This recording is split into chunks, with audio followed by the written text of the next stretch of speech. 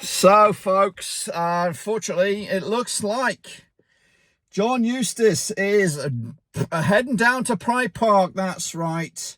Derby County may have just the secret sauce to convince John Eustace to join their survival battle. That's right. Right now, Rovers off on the back of that FA Cup loss to Wolves.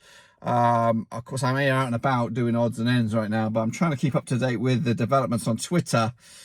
But reading between the lines, it doesn't look that he's convinced that he's going to get the support, or the communication between themselves and the owners, or the hierarchy is just not there. And I think it's just a matter of time before John Eustace becomes Derby County manager. And kudos for them. I think they'll have a great coach and a great manager to kind of keep them in the division and maybe build a platform for next season. So it just goes to show that what a circus we are. We're in the top six, and we can't keep a manager assigned to the task because the communication, the support's not there. I think any other club, they would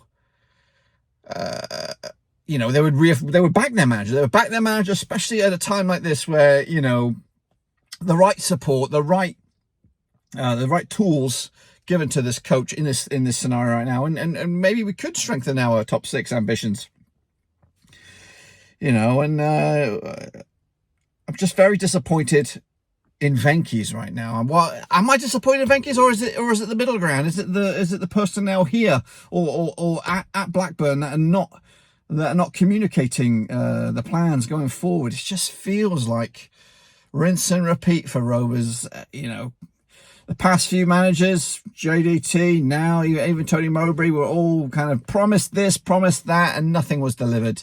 And now John Eustace seems to be the latest in a line of coaches. We're going to become the new Watford at this rate. We're going to become the new Watford, but the only difference between Watford and us is, the lure. I think Watford has a better lure, a better appeal to potential managers. If this does happen, and I'm probably leaning towards John Eustace becoming a Derby manager, I'm about 80% sure he's going to be a Derby County manager before the end of the week. If this is the case,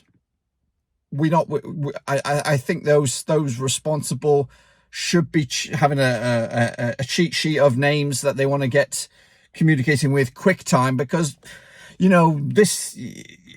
in a position here that many clubs would give their right testicle to be in the top six,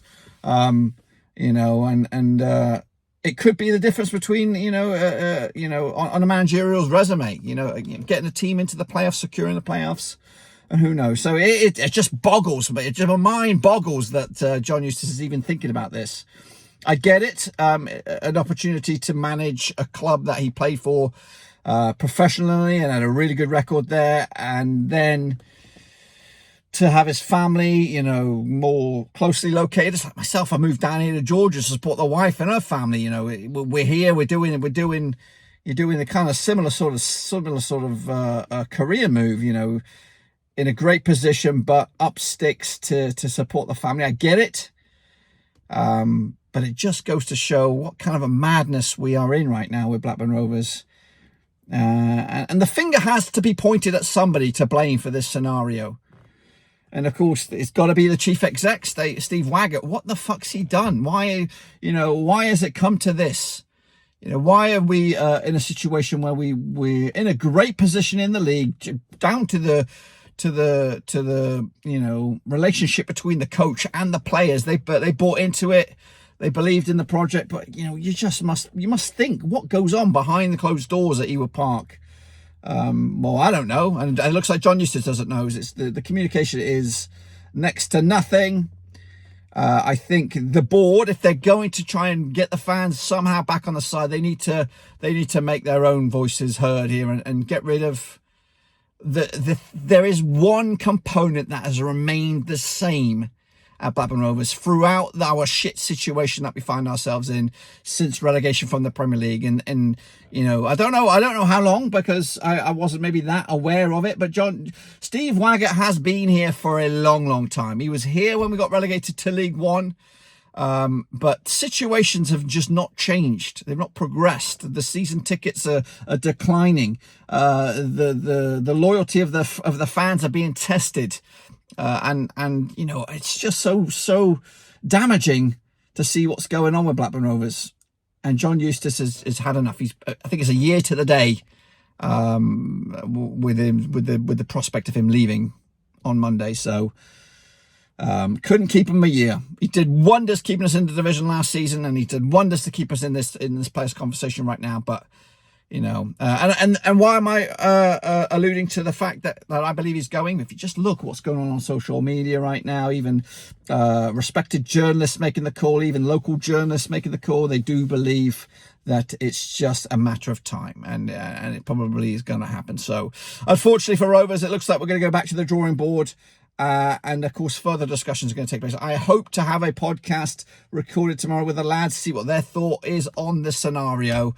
And even at that point, we might even have to have, you know, it might not be, you know, the discussion of the possibility of a new manager, or it might even be the possibility or the discussion of who will be our manager.